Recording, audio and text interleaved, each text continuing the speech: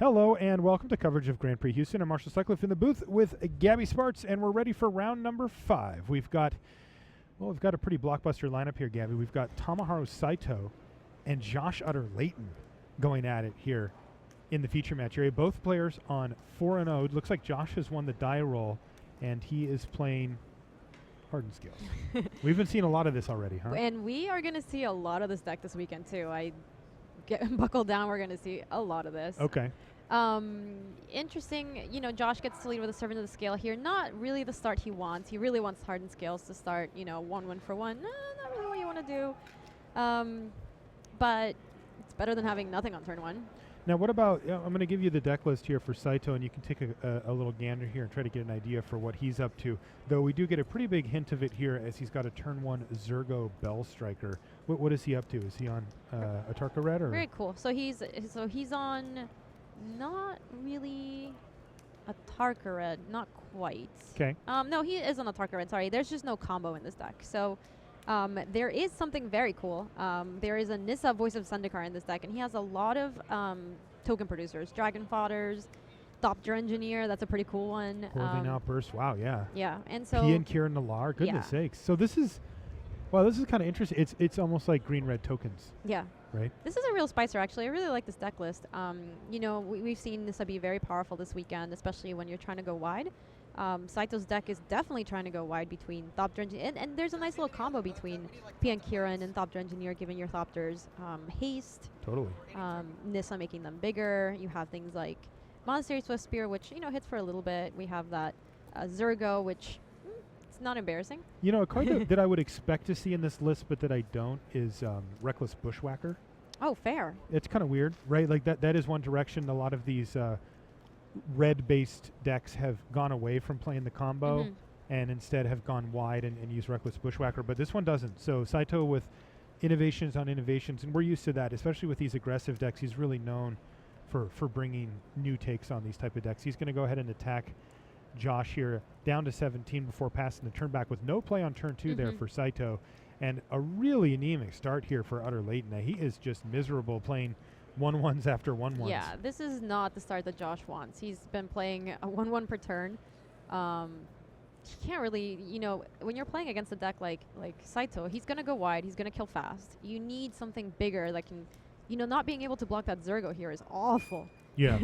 Now, he does have his Hangerback Walker and a mana available, so that is, kind of plan A here for Josh, as he's going to be able to start working the Hangerback line here if he wants. Right, but even then, what he really wants to do is they're going to try to race each other. In some senses, Josh is kind of the control deck here. With a bunch of 1-1s. With a bunch of 1-1s trying to slow some of this down. Typically Josh could go big fast and then race, but that's not going to be the game plan here. All right, so Saito's going to fetch up a Cinderglade on end step there and proceed. Let's see what he's got for turn 3 here. Interestingly enough, not playing Bushwhacker here. Ooh, are we going to see a Nissa already? Oh, wow. I would assume so from finding a basic forest, because there really isn't that much green in this deck, especially when you have cards like PN Kieran. You want to make sure that you have all the red spells that you want to be able to cast. Thopter Engineer.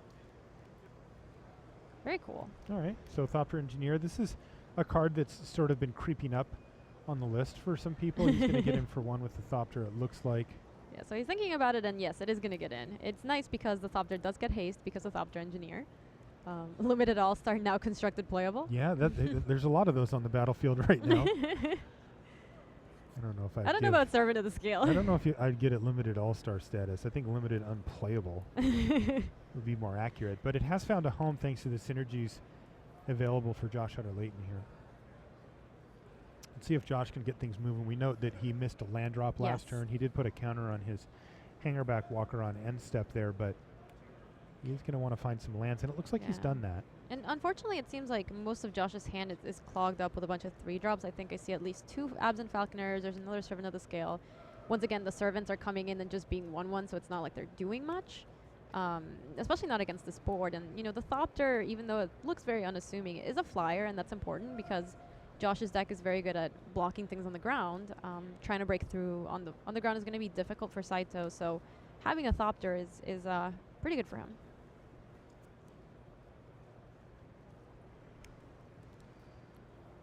All right. Yeah, so 3 mana. Canopy Vista was the draw step there for Josh, so he's in business. He's got himself a Mana Gorger Hydra here, and the chain of 1/1s continues. It's been interesting watching this deck so far this weekend because we see the kind of explosive starts that it can get off to when you have something like Hardened Scales, and then, you know, right now the Mana Gorger Hydra, it'll grow fast, but it's not going to grow tremendously fast. It is very nice that it has Trample, though.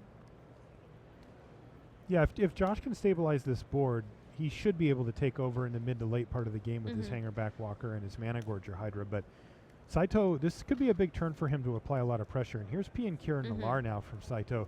And remember, you mentioned this in the get-go. Those Thopters also have haste here. Yeah, so this is a really nice sequence for Saito. Being able to crunch in for 3 here while still holding down the ground to some extent, knowing that things aren't really getting out of control. But, you know, Josh could draw something here that could really change the pace of the game. If he has anything like a Nissa, for example, which we don't see in his hand right now, but a Nissa would be easily something that allows him to just attack into a lot of things here. P and Kieran's not able to animate at this point, so not really going to stop anything. And even then, the Servant of the Scales can kind of have modular of sorts. Yeah. So Josh has a pretty nice hand here, as you might imagine, after having missed a land drop. And he's not going to hit one this turn either because he drew a Mana Gorger Hydra for the turn, but he's also got an Obzon Falconer in hand. Kind of an interesting story from earlier where the dealers were out of that card here on the floor. Yes, and they had to go out into the wild to find them. The bad call /the bird call was summoned to get all these Falconers here. So Absent Falconer is an awesome card in this deck.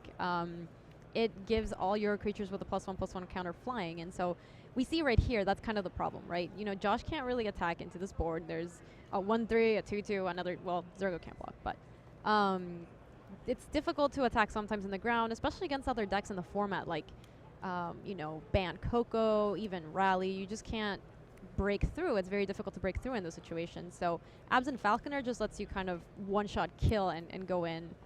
Well, yeah. He's going to at least start getting some offense going with this Obzon Falconer, and it's also going to do a reasonable job of keeping the ground held down. So this is still close, right? Like, Josh hasn't had the smoothest draw. He's been able to use up all of his mana every turn, which has been nice, but he's kind of used it on cards that aren't super powerful on their own. But yeah, he's kind of working his way forward here. This is turning out pretty decent. Oh, did you see what Saito drew? Oh, no, that's a Nissa. Oh, baby.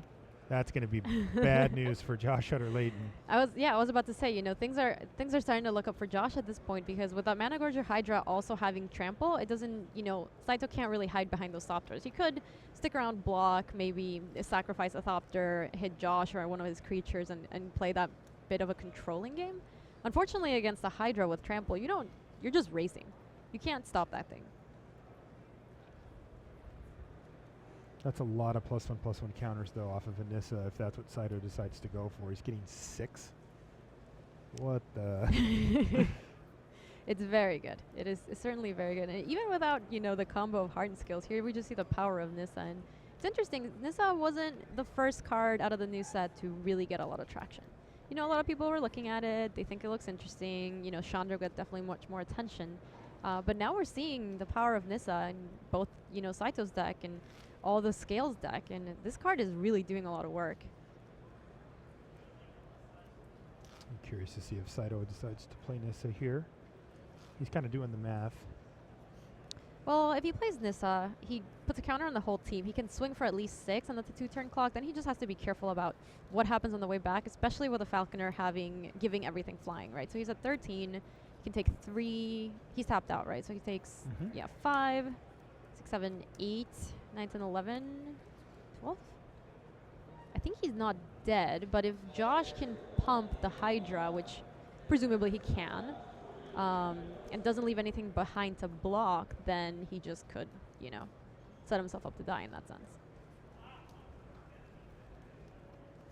So Saito's still thinking about how he wants to line up these next attacks. It's a tricky attack. Yeah. It's definitely a tricky attack, so it looks like he is thinking about leaving that one Thopter behind, presumably. He just wants to make sure he doesn't die in the one shot. And you know, if he does get to do the Nissa play here, Dragon Fodder. Oh, that's really nice. Plus Nissa here, Gabby. So this is going to get ugly for Josh Utter-Leyton. As I was just mentioning how it was going to be 6+1/+1 counters distributed. Well, that just got upgraded to 8 if that's what he wants to do here. The other option that Saito has here, you know, he's going to go for Nissa this turn, but at some point when he untaps and has P and Kieran, he can try to shoot some of the Thopters down to the Falconer. And if Josh doesn't have another Falconer, then technically all these creatures lose flying. So even if they're really large, you can still just like, you know, your team's about to get really big, right? So you can either start chumping/trading with some of these things, and you, on the other hand, you do have an ability to get in through the air. That said, obviously the Thopters are the things that have to be sacked for Mom and Dad, P and Kieran. So, you know, it's something to consider, but he does get to crunch in here for a lot. Yeah, that's gross. Yeah. This is a very cool deck. This is... It is. Yeah. Very neat. And Saito usually comes up with some interesting... He's always posting them on Twitter. Yes. He has a very cool deck list that he's publishing. He lays them out perfectly every time. It's very cool. Saito, Yeah, so of course, from Japan. He owns a card shop there. And those sleeves are actually from his card shop, Yeah, correct? they are. I've They've heard even got a booth here. They do. Cool. Yeah. Very cool. I know a lot of people who love the Haruya. I don't know how do you say it? That's how you say it. Haruya? I asked him. Yeah, I know a lot of people who really swear by the sleeves, really, really like them. I've never tried them myself, but they're very cool. Have the cute sun on them. Yeah. So tricky. Yeah, so he's just trying to line a up. very long turn here Yeah. for Saito. Well, he just wants to be careful, right? You're in a really good position. You have basically assembled the whole team and Nissa, who's online and, you know, can still... It's not really going to come down to Nissa making more plants and putting more, you know, pumps on them, but it is going to matter next time Nissa can tick down. So he just wants to make sure he doesn't die on the attack back, and he wants to be careful about how he attacks. All right, well, he's decided to attack with these 4 creatures, leaving back the 2 Thopters and, of course, the Goblins with Summoning Sickness.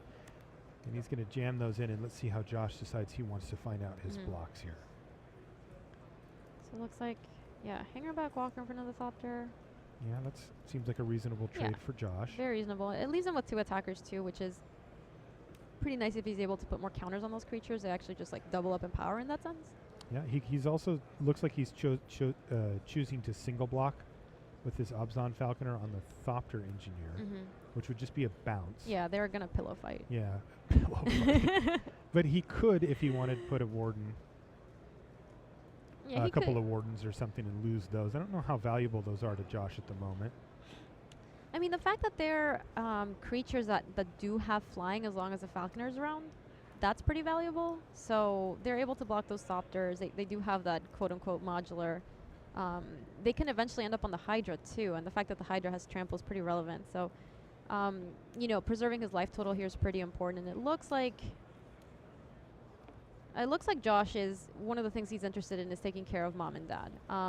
P and Kieran, it can be a problem if Saito untaps and is able to start, you know, leveraging the second ability, start pinging things down, both in terms of life total and creatures. So I think he correctly assesses here, and I like it, that he needs to take care of these eventually, somehow. And this might be an opportunity to do so. Looks like it's going to cost him his Falconer if he wants to do that. I think if you're Saito here, you can kind of get a read that maybe Josh has a second one. I'm not sure if he does. I think I saw one earlier there. Okay. In which case... He's got another Mana Gorger Hydra in hand for sure, but he's got a couple of other cards too that I haven't seen. And it's impressive to see how Josh's board has developed, considering that he doesn't even have that, you know, that hardened scales. Yeah, so Saito immediately assigns the Falconer first. Yes. Passing priority. It looks like we're going to go to damage. Everybody's fine. Yeah. Okay, so he gets to... Yeah, he He's only going to get in for 2 damage. Yeah, but Josh is going to end up killing P and Kieran Alar here, as well as the Thopter. He's going to get a couple of Thopters of his own. He also gets to put a counter on Mana Gorger Hydra for the Servant of the Scale, so it's not all wasted. Yeah, but look at Saito's board. Even with that big attack and some trades, he's still got 8 toughness and 8 power. Sitting there waiting for that Hydra. So let's see what Josh gets. An Avatar of the Resolute. That's funny because that card actually has reach, even though it doesn't necessarily look like it does.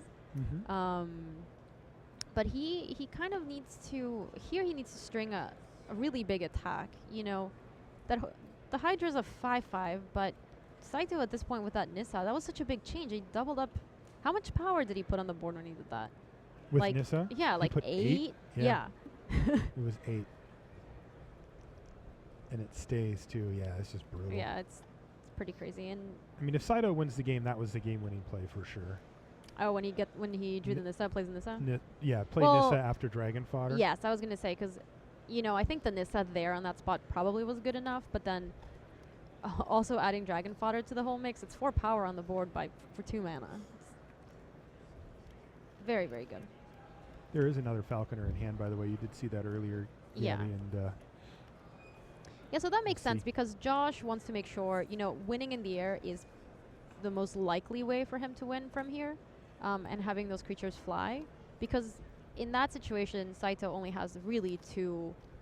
Yeah, there you go. Saito only has really 2 Thopters that get to block. So in this scenario, those Thopters could block the Hydra, but it does have trample. So what are you gonna do? yeah, he's actually attacking Saito here as well. He doesn't care about Nissa anymore. The damage has already been done there. Yeah, so Saito potentially considering preserving his life total, but knows how valuable every one of his creatures are now that he has a Nissa in play. Maybe the next turn it won't be able to pump, but the following turn it'll be able to put counters on everything. So you do value every single one of your creatures, and without Piankir Nalar, a little less valuable, but there's another Falconer in play again. So you want to make sure you don't just die to a big attack from Josh.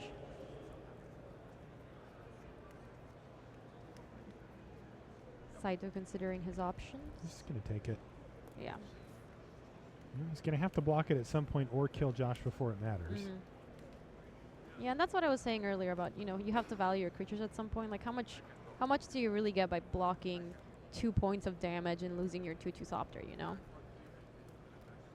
Unfortunately for Saito, this is the turn where he kind of has to put the game away, or figure out a way to take care of that Falconer. And even in that situation, he'd have to throw most of his board in front of the Hydra not to die. Yeah. He's going to start with the Abbot of Carol Keep here. And he Roast. finds a roast. But everything on Josh's side has flying, right? Except I guess the Falconer itself doesn't. Oh, Yes. no. Wow. Saito has 4 main deck roast. That's incredible. Yeah. And he's found one here, and that was well timed. That's incredible. So yeah, as soon as the Falconer gets a counter on it, it will fly, but it doesn't fly right now. And currently it's what gives everything flying. That's insane. That is insane.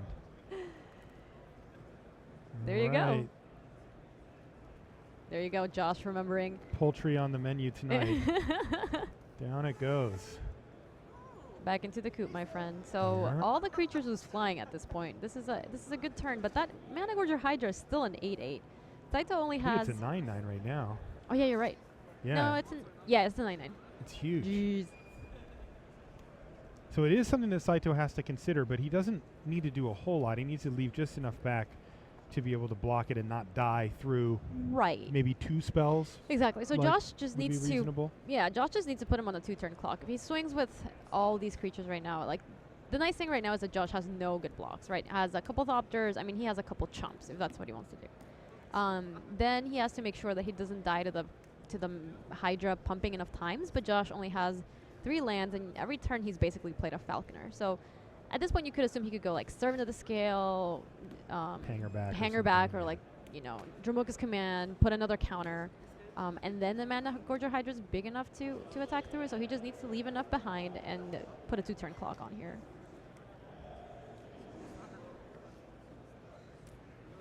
Yeah, these have been very tight combat situations for each player. Specifically on Saito's side, he's the one who's had to do huge amounts of planning each turn before committing to his attacks. Well, it's just scary. You don't want to, you could throw away a game by sending one more attacker in than you can. You just don't know really what is going on in Josh's hand, not necessarily. And with enough ways to pump that Hydra is huge. If he has a Hardened Scales here, for example, he goes Hardened Scales, put a counter on Hydra, play another 1-drop, double the counters on Hydra, swings for a million, you're just dead. You're at 6, So some creatures get in the red zone. It looks like Zergo and a Thopter. Attacking for 5 here.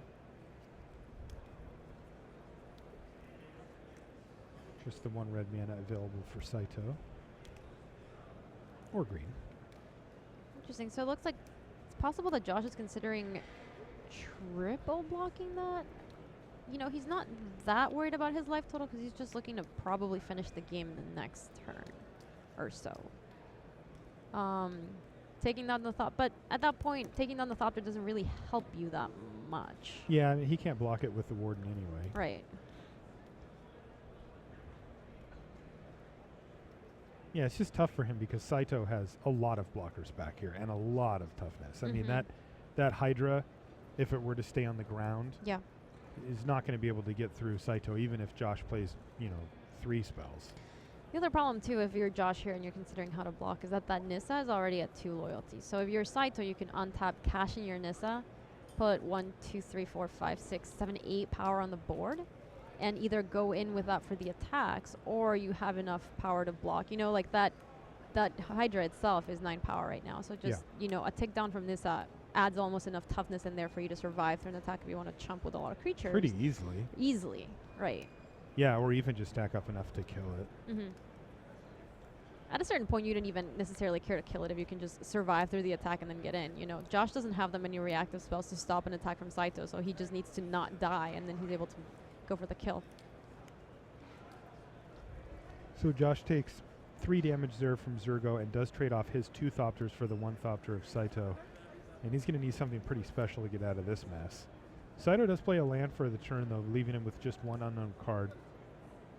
It looks like he drew a Dromoka's Command.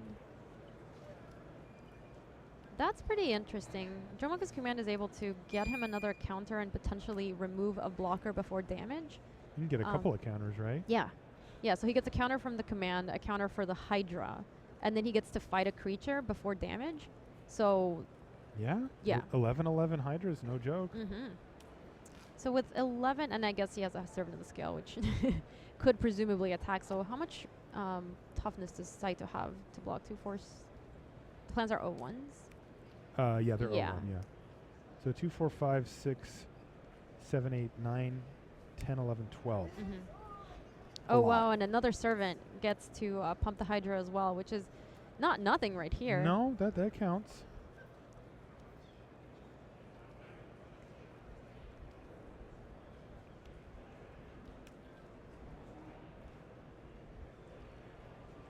Josh also, though, considering if I do attack and you make the blocks I think you're going to make and you don't have anything in your hand, can you just kill me on the crackback? And you see him counting up because, like you mentioned a minute ago, Gabby, there's Nissa down there with 2 counters, just ready to put a ton more +1/+1 counters on Saito's creatures and maybe kill Josh. Josh has decided that he does need to attack to give himself the best chance of victory here. So he's going to rumble with the Mana Gorger Hydra and put the ball back in Saito's court. He now has to figure out optimal blocks. Right, and the thing that's really spooky from Josh's perspective in this game is that you know that Saito, or you can assume that maybe Saito's running Atarka's Command, which we know he is. He's running 4 of them. And Atarka's Command here is a pretty big blowout because he just gets to survive through that attack and then crash back and kill. Depending on how he wants. Yeah, depending on how he wants to block. So that's actually a pretty scary attack. But you're kind of in a position where, you know, that Nissa's, like I said, at 2 counters. You're just playing against the clock in that sense, and all you really have is this big Hydra. So you kind of have to make a choice. And I think Josh correctly assumes here he has to attack, and hopefully this is good enough. Yeah, it also just kind of feels like if I'm sitting in Josh's seat and I assume that Saito has an Atarka's Command, I think I'm just losing that game anyway. Yeah. Yeah, and that's interesting. That's when you make that decision of, look, I have this card I know that they might have, they're representing it, but I might not be able to beat it, even if I can correctly assume that they have it. So I can't really play around it.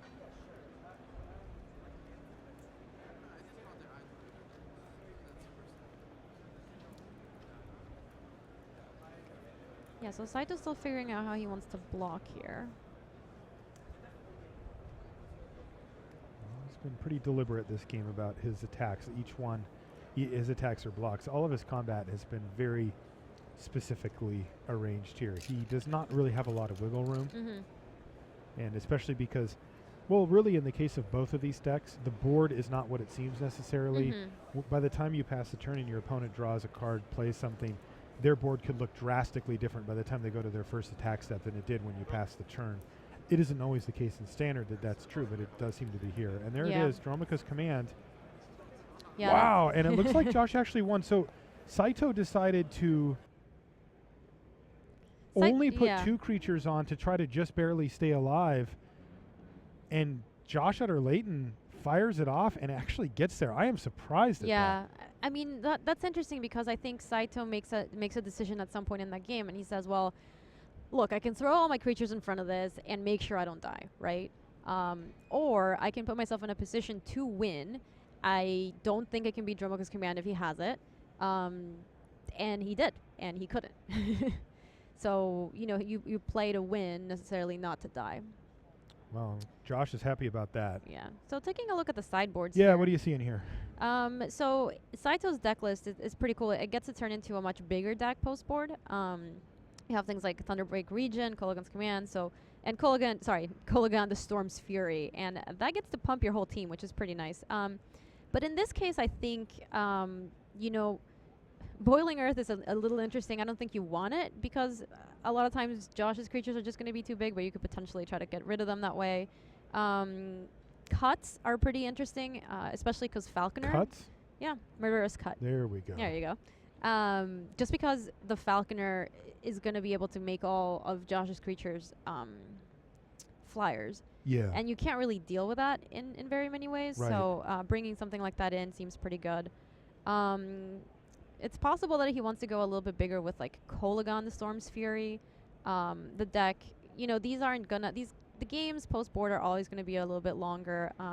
So by the way, this is crazy. Right, these are black cards we're bringing in here. Oh, yeah. Right, like kind of, he's just got the one Smoldering Marsh in his board that he brings in, but his Bloodstained Mires can go find it anyway. Yeah, it's very cool. Foothills. The deck gets to board into a black deck in some way. So that's really cool. It's a really cool sideboard deck. Yeah, I've seen a couple of Atarka's Commands decks do that. All right, let's jump over to our side match here where we have Reid Duke facing off against Eric Severson, and oh my goodness. Oh, this board. There you go. Well, looks like we're right in time, Gabby. So that was Severson taking the match there, and it looks like he also was working with Nissa there. I see a couple of plant tokens, and able to find the victory there was Severson. So a very alive look in that didn't last too long, but hey, we did get to see the handshake. And we saw it again. And in that situation, it looks like, you know, Reid could have blocked a couple of those creatures had they not all had flying because of the Falconer. So, and we saw that matchup earlier, Rally versus Heart and Scale. So, you know, we were talking about how we thought that the matchup might be a little bit good for Rally. They Goldfish a little bit faster, but so far we've kind of seen this Heart and Scales deck just crushing everybody. I see that that Josh has 4 copies of Hollowed Moonlight. Do you think he'll bring them in?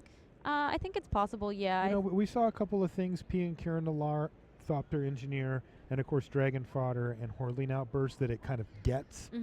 But you need it at exactly the right time, and you want to hold up your mana. It can get a little awkward. I feel like, in my experience when I played some decks like this and you bring in something like Hallowed Moonlight and you're just like trying to hold up Moonlight while still doing other things, because Saito's spells are a little less impactful than, say, Collected Company or Rally the Ancestors, you kind of lose a little bit if you're just like sitting back holding Hallowed Moonlight and they don't play like a Hordeling Outburst into it. When you're supposed to be curving out. When you should be curving out, and like, you know, you are trying to go, you know, turn 1 Heart and Scales, turn 2 play like all my creatures, get a million counters on them, bash.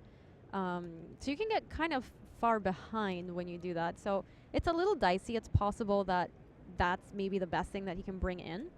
Okay. Even though I don't love it because, like I said, there's just, you know, all the stuff that you will be preventing with Hallowed Moonlight, it's not super impactful. And 2 mana for the Heart and Scales deck it's a lot of mana. Yeah, for sure. Yeah, the deck doesn't run. It's an aggro deck, doesn't run that many lands. So holding 2 is just not. And we saw Josh operate pretty cleanly there on 3 lands for the whole game. Yeah.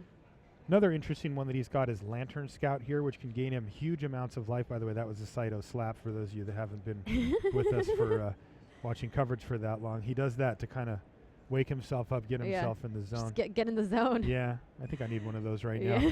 now. But interestingly, from Josh's perspective, you know, he got to see a lot of what Saito was up to. If that game was a lot shorter, Josh may have made an assumption that Saito was on sort of a traditional or last week's Atarka red deck. Yeah. In which case, Josh would be quite happy to have Lantern Scout. Here, though, he did get to see the main deck Nissa, which is going to tell Josh that Saito's going wider. Mm-hmm. He's probably able to beef up significantly on board and kind of make a board presence that can go toe-to-toe with what Josh is doing.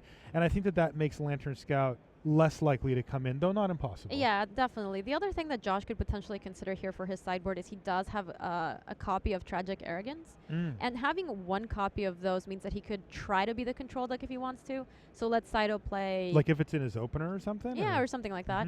You could do that. I'm not saying that that's necessarily what he's going to do. It's certainly a possibility and something you should consider because you know they're trying to go wide, so are you. He just put it on the bottom. Did he? Yeah, I mean, because he mulliganed, but yeah. Yeah. Oh, was it Tragic Arrogance? Yeah. Oh, wow. So he did bring it in. He did. I do like bringing it in. I mean, just the threat of it is actually like pretty big. It is, yes. Yeah. Especially when you look at what happened to the board there. Yeah. And when you leave yourself with one Mana Gorger Hydra with 5 counters on it, and you're putting a couple of random scale counters on it or whatever, and your opponent's like got a Thopter, like you usually feel pretty good about that turn. Yeah. Good start here from Saito.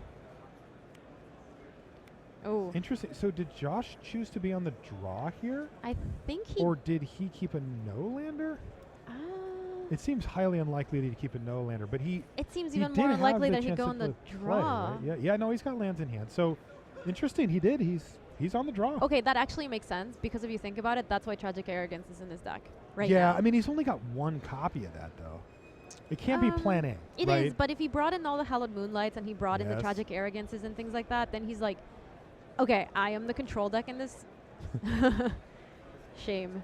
Doesn't get to play it. He gets to decide that he wants to be the control deck in this matchup. Yeah. Look at this. This is a sweet start right here.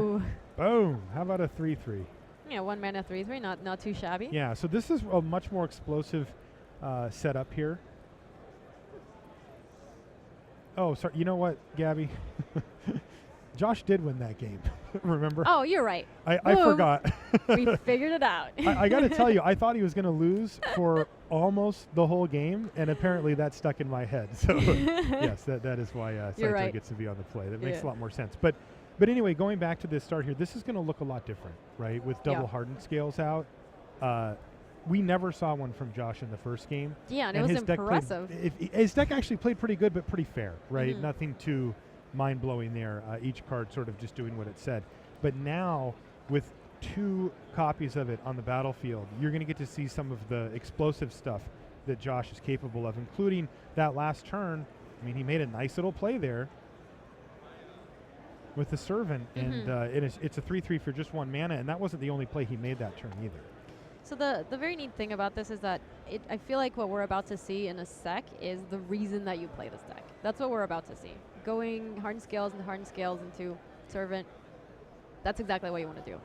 And so this opener from Josh, I'm not 100% sure what he has in hand, but it's what's going to allow him to just run away with the game super fast.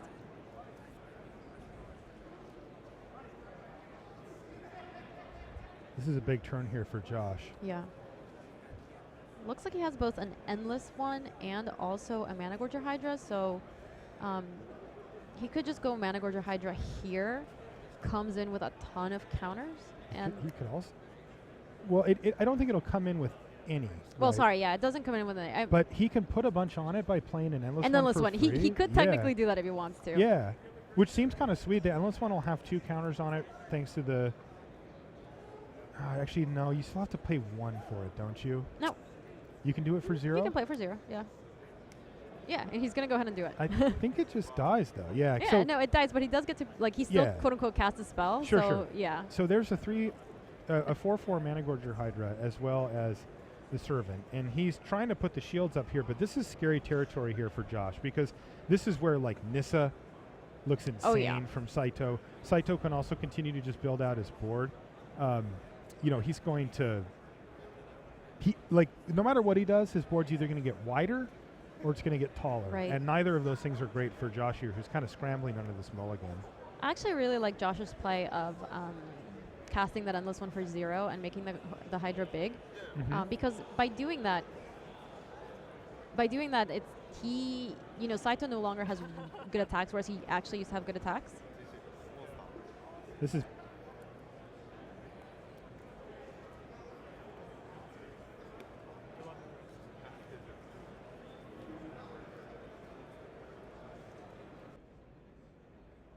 so. It looks like Josh just won. Yeah.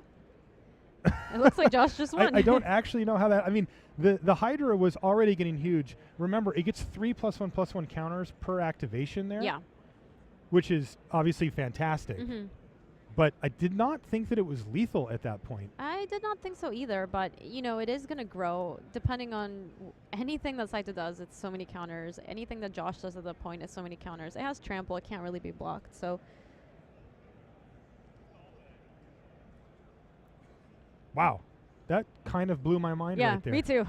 Okay, well, it looks like we've got some Turbo Magic lined up for the round. Remember, we had already jumped over to our other game and watched that one end in Severson's favor. So that leaves us with this one, Steve Rubin versus Gaudenis Vidugiris. What a weird ending to that last match. I'm still just in shock that game ended so quickly.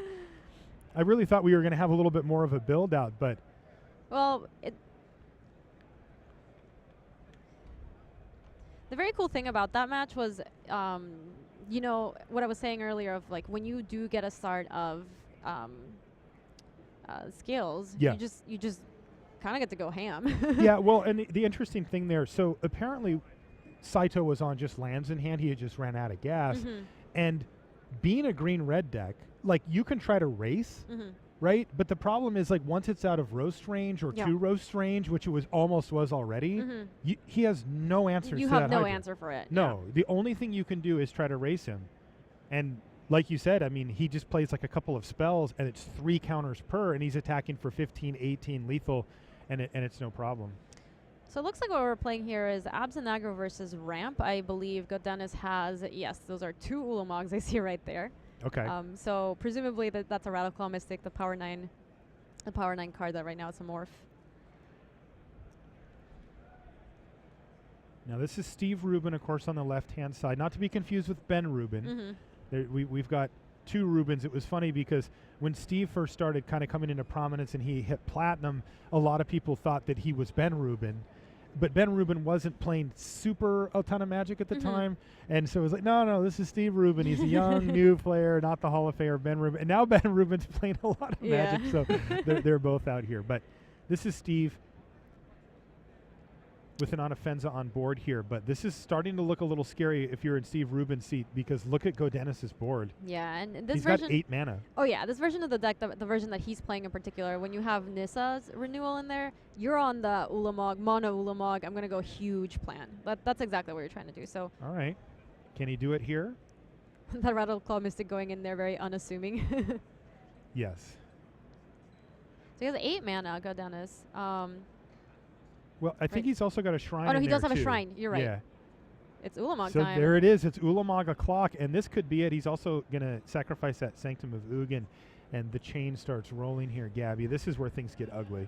That's very cool. So he's choosing to attack the lands because the creatures aren't really that much of a concern right now. They can't really attack into Ulamog very well, and you're going to clock your opponent very fast when you attack without Ulamog. He's also sitting behind a second copy of Ulamog.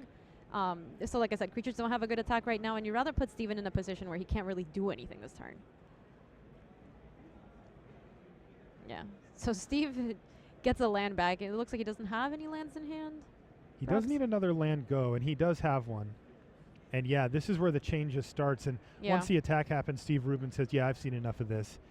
And that's going to do it for game 1. That's going to go to Pro Tour finalist Gaudenis Vidugiris. Way back at Pro Tour Avison Restore. Very cool. Back in the day. That's all right, let's jump up to game 2 here if we can. Ooh, lots of different takes on Shuffle King. I like this. And we're there. It looks like Steve Rubin is taking a mulligan to 6 here. Very cool. There's lots of different flavors of Eldrazi Ramp. A lot of the lists nowadays aren't really focusing on just playing out the Ulamogs, but that's certainly something very powerful that you can do. Yeah, Worldbreaker seems to have taken that slot. You'll see Yes. Ulamogs in those lists, but there's usually only 1 or maybe 2. with 4 World Breakers pretty commonly. Yeah, the other thing that's really nice about World Breakers, that Rally is a very popular deck in the format. Your matchup against Rally is not great. And if you're able to attack their white sources, because they don't play that many of them, you can just kind of run away with the game if you never let them cast Rally, and they just have like Yeah. a 2/3, a 2/2, nothing else really going on.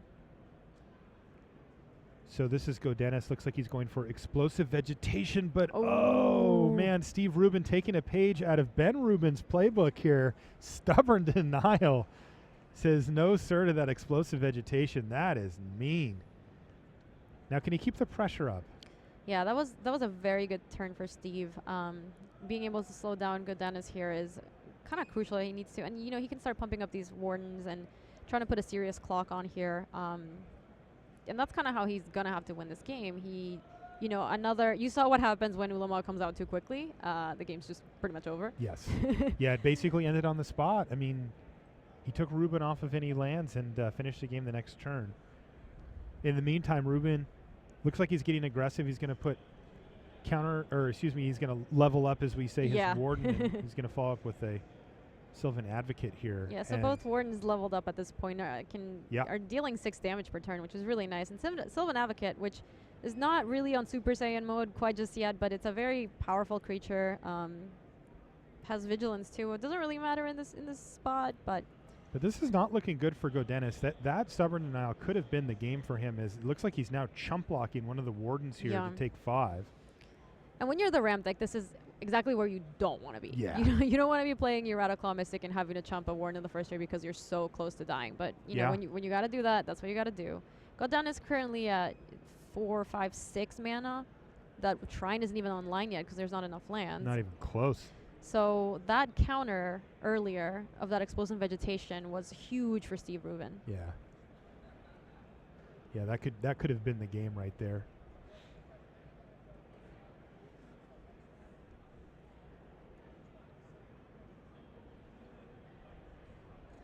Yeah, and this is pure desperation mode here for Gaudenis. Yeah. And that is going to do it for game 2. That really broke his back. I mean, who knows what he would have been able to cast had that Explosive Vegetation resolved, and were he able to untap and start casting huge things to stabilize that board. But yeah, that was pretty brutal. Man, yeah, that was raw. Gaudenis is going to have to see about playing around it. He probably doesn't have much of an option on it, and he's going to know that that's one of the cards that Rubin can bring in.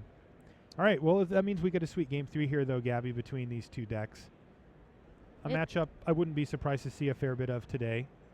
Abzan is Ramp versus Abzan? Yeah, Abzan's still around. It's a little bit of yesterday's deck at this point, but it's still powerful, and people are still playing it, so it'll be around. God, whiteboarded for us, Steve Rubin. Really, man? Tell you what, Ben Rubin, disappointed. he wouldn't do that to me. This is really nice for Steve. You know what the Abzan aggro deck wants to do, again, especially against Ramp, you just need to get out the gate super fast.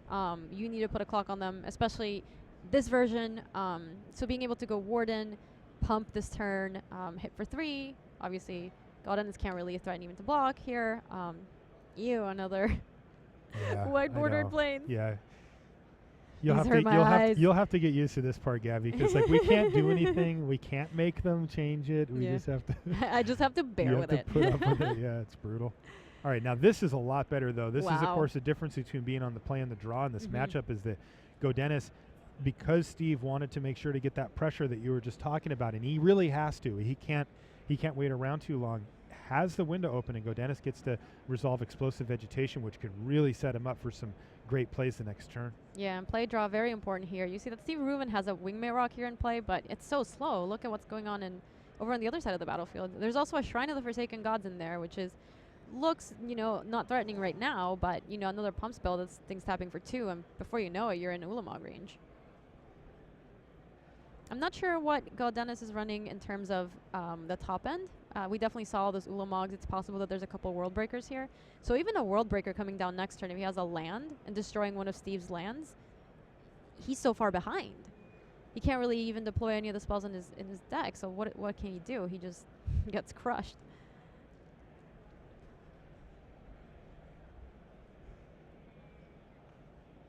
Well, all of Steve Rubin's colors are now online. But he knows that next turn things could start to get ugly. Oh yeah, the next turn is the turn you're scared of. So playing on Offensa here is fine and all, but Dragon Lord Atarka. Wow, if he has a land in his hand, he can cast it. I don't think he does. No, wait, he does. It's a tap land though. No, it's a fetch land. It's a Wooded Foothills. So Dragon Lord Atarka, pretty good here. I mean, it's always good against creature-based decks. It's going to take down on Offensa here, or maybe even the Warden, and put up a massive blocker that realistically Rubin must have removals for if he's going to get through. Oh, it was such a good draw. That was such a good draw. Oh so my goodness. And Offensa goes down. The Warden, a little bit smaller. It does pose the threat of later on becoming a lifelinker, but you have an 8/8 flample, as some people call it, on your side of the battlefield. So you're not really scared against the Warden, and you need so much mana to activate the Warden anyway that, this game's not really going to come down to whether or not the Warden pumped or got lifelink or whatever. Yeah, the other reason you may want to take out the Warden is just because on offense is legendary and you may strand one in hand. But at any rate, he has put the ball firmly in Steve Rubin's court, and Rubin does return serve here. So there's a murderous cut to take down Dragon Lord Atarka. That needed to happen. Yeah, so that was a really good turn for Steve. If that turn didn't go down the way it did, it's likely that he was just dead. Yes. This happening means that he's kind of a little bit back in the game. He just needs to hope that Gaudenis doesn't have anything too big or too scary in his hand and more lands for it, and he doesn't. He has Explosive Vegetation, which is going to, trim some lands out of his deck. He does get to get him out of there, but yeah, maybe set him up for an Ulamog at some point, but in his hand is mono ramp spells right now, I believe. Oh no. This is, of course, the downside to decks like this. Yes. Right, is that you do often, more often than I think you'd like playing the deck, you will hit this wall where you've got infinite mana in your hand. Yes. And that's exactly what's going on here. And this is also what happens with why Transgress Mine is so good in the format right now, why Disdainful Stroke is so good in the format right now. Infinite Obliteration. And, the ramp decks have become a little bit more, resistant to Infinite Obliteration. More diverse. Because they've diversified their threats. So they could be playing Kozilek, they could be playing Ulamog, they could be playing World Breakers, they could, some play Oblivion Sowers, Ugins. Well, Ugin can't be targeted by Infinite Obliteration. That's true. But just because you did get to diversify your stuff, you can still tutor up these other things that are going to kind of wreck you. Steve can get a read, though, here that Gaudenis is just trying to ramp. So he one of two things. A, he has Ulamog, and so that turn he couldn't cast it. Or B, he just has all ramp in his hand. Yep. So things are really turning around for Steve. They absolutely are, and this is where the top of the deck has to be kind to Gaudenis Vidugiris if he's going to find his way out of this. Was that an Ulamog? I think it was an Ulamog. I couldn't see. No, it was a Nissa's renewal. I got so excited. I think he drew a Seagate Wreckage for the turn. Is that what? Yeah, you're right. He had a Nissa's Pilgrimage in his hand at the end of that turn. So I think he's just going to empty out here. Yes. Just go ahead and play the Pilgrimage, get that thing done, and then start drawing cards with his Seagate Wreckage, which, look, if he can survive long enough, that's business. I mean, that is one way he can find these high-end ramp targets that we were just talking about. Another one that I've seen is Oath of Nissa. Yes. That some of these decks have been playing. I can take a look and see if Gaudenis is actually running it in his list. I think his is more of the skip that nonsense and go right for the big stuff, but maybe. Yeah, no, he doesn't have any. So the thing about Oath of Nissa is that this is the green-red version of the deck. Yep. And in the regular, just green version of the deck, Oath of Nissa is a little bit better because you're running a lot more mana dorks. And so you are able to find, a lot more lands, a lot more of the mana dorks, or your top-end threats. Yeah. But in this case, in Gaudenis' list, he's more likely to play more of those ramp spells and less of those creatures. So Oath of Nissa becomes a little bit worse. You don't get to look at that. It becomes a lot worse. Yeah. Yeah, it really does. Yeah. Yeah, we see that one pop up in the version that has Kozilek's Return in it, where you're skimping on the mana creatures even further.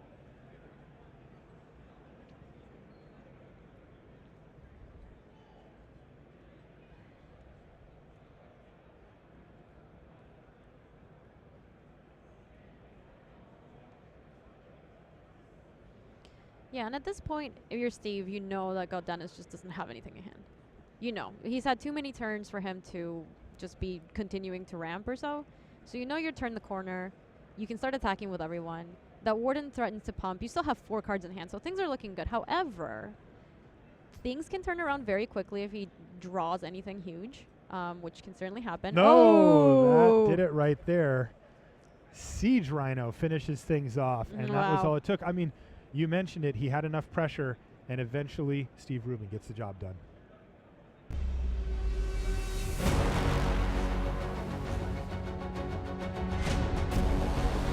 All right, so now we're getting ready to welcome Medium back in the booth. You have some stories for us about what's going on in this tournament. Well, I mean, I think the story is obviously the green-white hardened scales Yes. deck. You know, just to give you an